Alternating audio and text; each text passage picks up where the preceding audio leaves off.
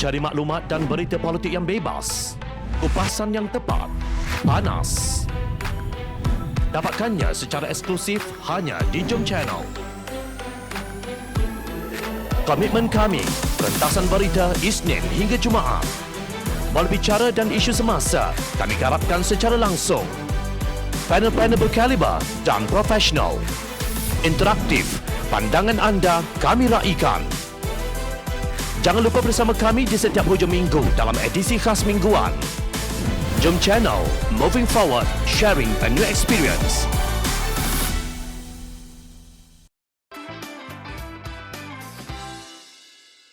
Keruntuhan akhlak pandemik yang semakin terabai. Seorang guru sebuah pusat tahfiz di Kemaman dilaporkan ditahan atas dakwaan meliwat. Suspek 23 tahun direman 7 hari bagi membantu siasatan berhubung kes liwat beberapa penghuni pusat berkenaan yang berusia antara 12 hingga 14 tahun. Menurut Ketua Polis Daerah Kemaman, Superintenden Hanyan Ramlan, rahsia suspek terbongkar selepas seorang pelajar pusat tahfiz itu tampil membuat laporan diliwat guru agama berkenaan. Berikutan itu, suspek ditahan di Pekan Pahang dan dibawa ke Mahkamah Session Kemaman untuk mendapat perintah tahanan reman. Polis mendapat perintah reman selama 7 hari bermula hari ini dan suspek sudah diberhentikan tugas oleh pengurusan pusat terbabit.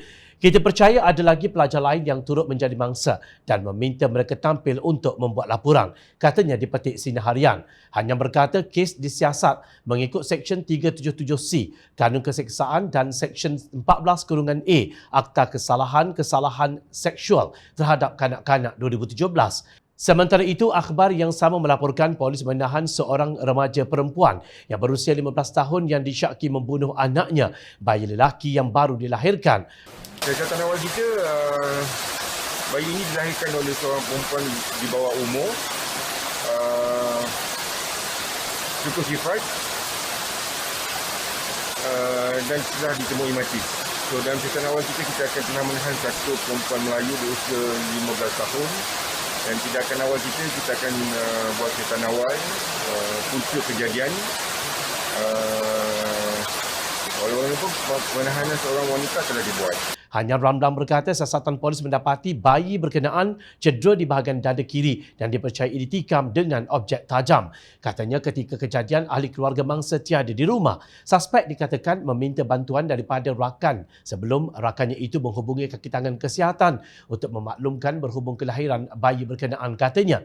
Hanyan berkata kaki tangan kesihatan itu kemudiannya memaklumkan kejadian tersebut kepada polis. Mayat bayi terbabit kemudiannya dibawa ke bilik forensik Hospital Kemaman untuk siasatan lanjut, katanya.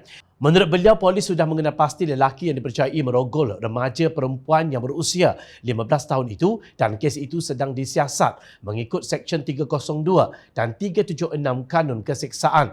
Demikian dua kes yang amat menyedihkan dilaporkan di hari yang sama berlaku di sebuah negeri yang diperintah oleh golongan yang menamakan diri mereka sebagai ulama.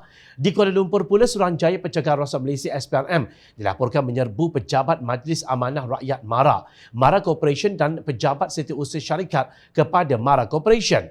Difahamkan serbuan dilakukan bagi mengumpul dokumen dan mengambil keterangan beberapa saksi bagi mendapatkan maklumat berkaitan dakwaan isu integriti pegawai kanan agensi terbabit. Menurut SPRM, dakwaan tersebut yang kini sedang disiasat secara dalaman oleh agensi terbabit amat serius. Tindakan SPRM itu susulan tularnya sepucuk surat berhubung permohonan untuk melakukan siasatan terhadap 5 pegawai tinggi MARA di Twitter.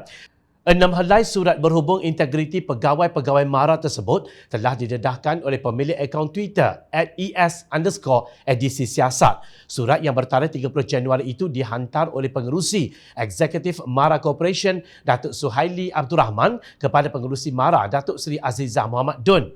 Azizah berkata pihaknya memandang serius terhadap kejadian penyebaran dokumen pentadbiran dalaman kepada pihak awam yang menimbulkan persepsi negatif terhadap MARA dan anak syarikat berkaitan. Sekiranya wujud sebarang salah laku dalam tadbir urus anak syarikat di bawah agensi ini, MARA sesekali tidak akan berkompromi atau melindungi mana-mana individu yang terlibat atas prinsip menjunjung nilai integriti dalam melaksanakan amanah yang diberikan. Katanya lapor bernama. Sambil menafikan wujudnya salah tadbir urus, Azizah berkata keseluruhan anak syarikat MARA dikawal selia mengikut Akta Syarikat 2016 dan sentiasa mengutamakan amalan integriti yang tinggi dalam organisasi. Siasatan dijalankan mengikut Seksyen 23/1 Akta SPRM 2009 iaitu berkaitan pegawai badan awam yang menggunakan jawatan atau kedudukan untuk mendapatkan suapan. Apa kaitannya antara kes yang berlaku di daerah Kemaman dan di ibu kota ini? Di Kemaman, ia mengenai kes rogol terhadap kanak-kanak lelaki dan remaja perempuan. Manakala di Kuala Lumpur, ia mengenai kes rogol terhadap integriti dalam tadbir urus sebuah agensi milik rakyat iaitu MARA.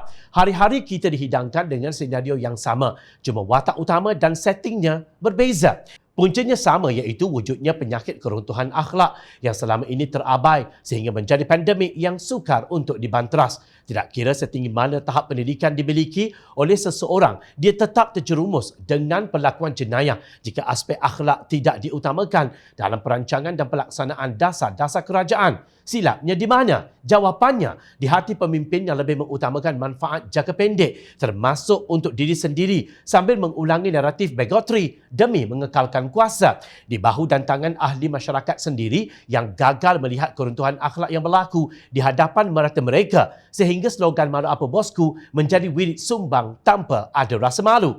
Penjenayah marhain memangsakan rakyat marhain menerusi jenayah seksual. Penjenayah kayangan memangsakan rakyat marhain menerusi jenayah rasuah. Pandemik ini tiada vaksinnya kecuali kesedaran dan keinsafan.